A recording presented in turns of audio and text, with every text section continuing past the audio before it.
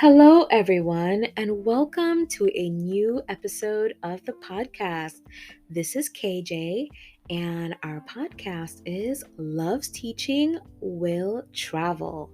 Today's episode, we're looking at learning about foreign education systems, and it's important to think about these things when you want to relocate abroad because as you gain an understanding of where you're looking to go to and relocate to and teach, it's important to know where you want to teach. Do these places align with your own teaching philosophy? And for me, I know it was always easy to think about certain places because I know what my teaching philosophy is. I know the students I want to work with. I know how I want to facilitate my classes, and finding the right education system for this is really important if you plan on teaching someplace long term or if you just want to give teaching abroad a try. So, if you are relocating to teach, and that is your goal, there are definitely some things you need to think about, right? Most importantly, in these education systems, in different schools, in different countries, what do they have to offer you, right? What can you bring to the table? How can your knowledge and experience from your own teaching, back here in the US, how can you bring some of your own strategies with you, and what can you learn and gain from them in their philosophy and their understanding of what teaching and learning should look like?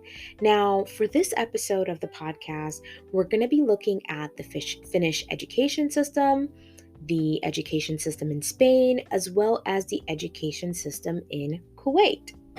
Now, looking at Finland's education system, it begins in early childhood, and I will always begin with Finland because that's where I began my first journey of learning about education systems abroad. It was with Finland, and so unfortunately, we start with Finland by default.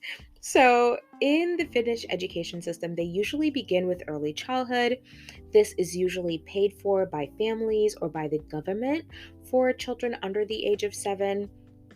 Then children move into the primary stage, and this is provided to children the year before they start primary education at 7.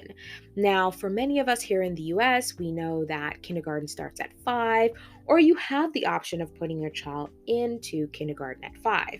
Now, in Finland, children start school at 7. In my opinion, I think this is great. I think it gives children an opportunity to still continue being kids before they go into a more structured environment. Now, primary education lasts for about 9 years. They have primary and they have lower secondary education. Now, from there, there's upper secondary education, and this can be done either as a general education program or vocational training. Now, many of us here in the US, we know the stigma that's attached to vocational training and vocational education, but in Finland, this is a part of their education system, and everyone knows they have a chance and an opportunity to experience this with no stigma. And I think this is a great thing. Children can then move on from there to higher education or adult education. Again, there is a choice. No one's looked at as, oh my gosh, I can't believe you didn't go to college. No one's looked at negatively for going to community college or junior college. Everyone has the opportunity and the chance to choose a path that works best for them, and it's welcomed and it's accepted, and I think it's a beautiful thing. In Finland, students have the autonomy and the choice to do what works for them and choose the things that make them happy in their lives. And I think it's something that we need to push for here in the US, to really give children a chance to choose, have choice, do what feels good for them as learners, right? When it comes to this beautiful dance of teaching and learning, we have to work hand in hand as teachers, as students, right? There's a give and take to this relationship of teaching and learning. And if we don't give our children the choice, the opportunity to choose the things that work for them or feel good for them, it's going to make learning more difficult. and I appreciate what the Finnish education system has to offer, and that it gives children and families the choice to choose what works best for the child. Now, from there, people in Finland do have a requirement to enter the military, and it can be done at 18 years old or it can be done later on. So, again, there's still a choice of where you want to go on your path. And the best part is, higher education is free. I think that's spectacular. Even many years ago, I believe maybe 5, 10 years ago, higher education in Finland was open to everyone for free. Now they do charge a small tuition, but it's still something comparatively different than what we have here in the US. And I think that opens up a lot of young people, whether people from the US or around the world or even within Finland, to have the opportunity to do the work that works for them, choose the careers that make them feel good and make them happy. And when you have a career and a job that you enjoy, and you have the opportunity to work with people that you enjoy working with, making salary and wages that, aren't poverty salary and wages, it makes you feel good about your life. And that's probably why each year Finland is at the top of the list for countries that are seen as happy, right? And I put that in quotes, happy, because I don't think it's necessarily that the people in Finland are happy, but they are content. They're happy with their lives. They're content with their lives. They have good healthcare, a strong social system. They have maternity leave, paternity leave. They have the opportunity to send their children to good schools because all schools are good schools. And that sense of competitiveness and let me rush to get all these things, I think many people are starting to learn that's not what true happiness is. Happiness comes from within, it comes from feeling safe, it comes from having your resources met. And I think that's probably what contributes to this sense of happiness, right, in quotes, that many Finnish people have. So for me, at the top of the list of places I'd love to teach, Finland definitely holds a lot of weight because, again, it aligns a lot with my teaching philosophy. But I just think there are a lot of things that they are doing right as a country. And I think it's important for us to continue to encourage this and even try to encourage this here in our own home country. So for now, we're going to take a little mini break and come back with the other two countries we have here today.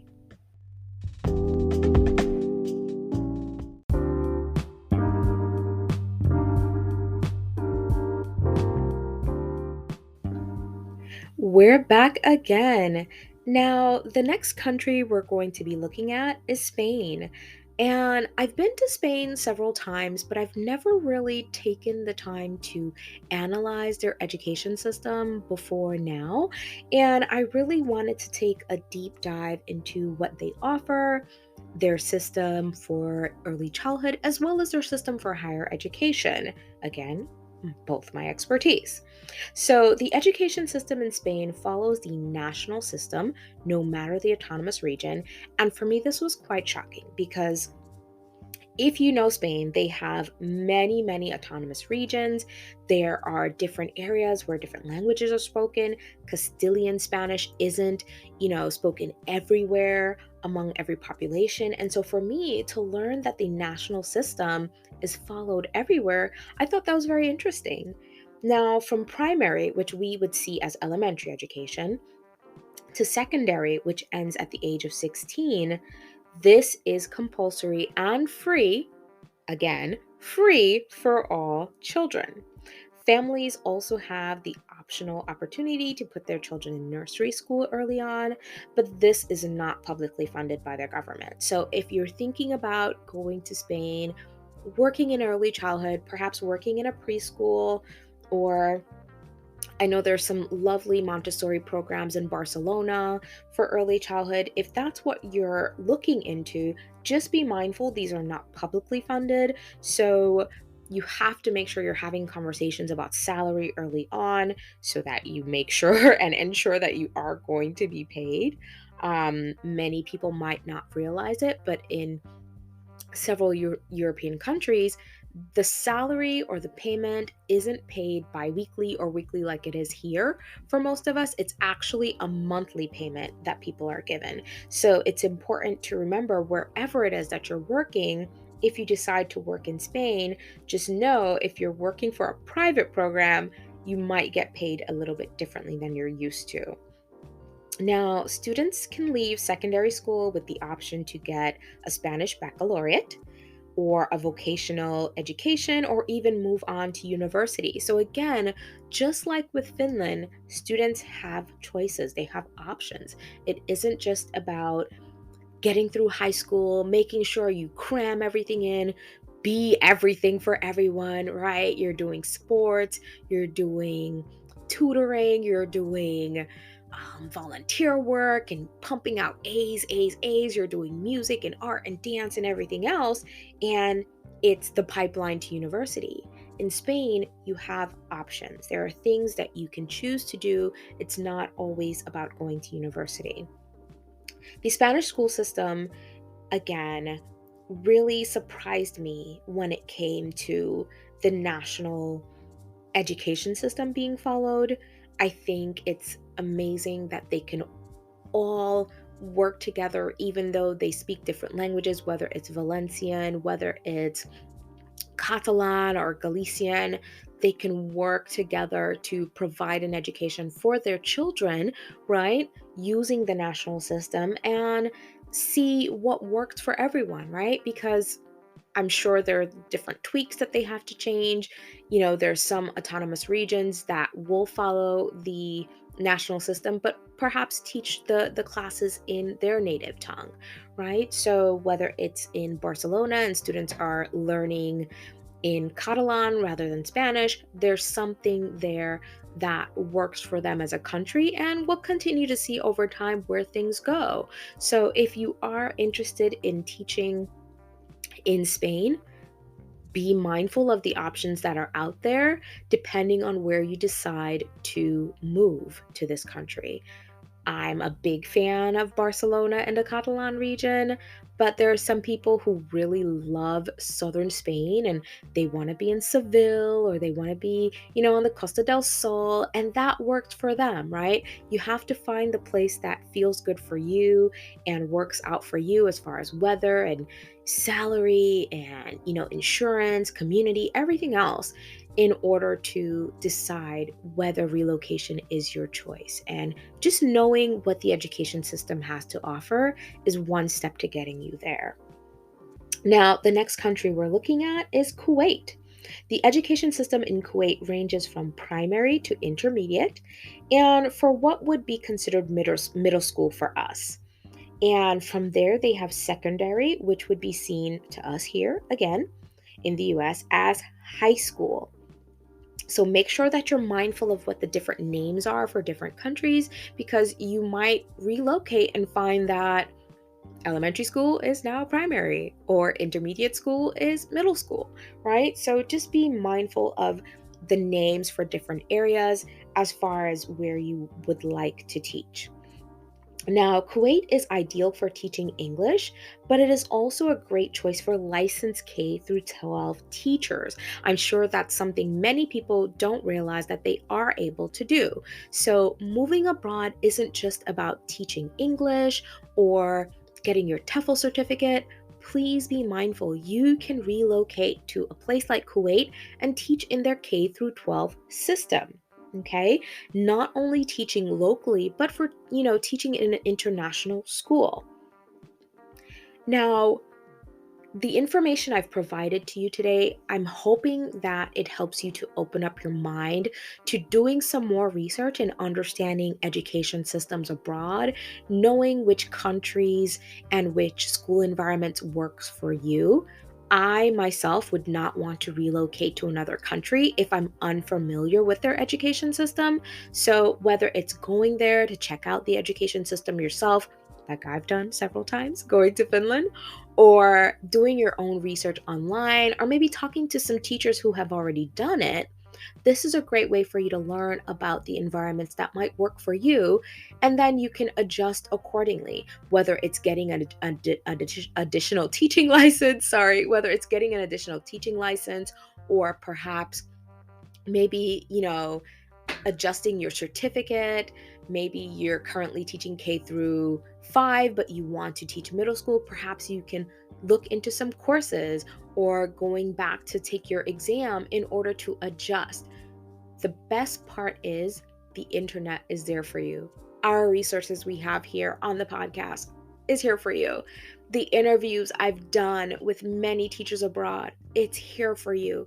Take advantage of the resources that are available and do your research. Find out the space and the place that's going to make you thrive and make you feel that you're making the right decision for you and your teaching career and your family. Now, as we wrap up this episode, next week's episode will be the last of our first season. This is so exciting. I can't believe we've made it through the first season of the podcast. So stay tuned for our wrap party. I'll see you soon. Bye.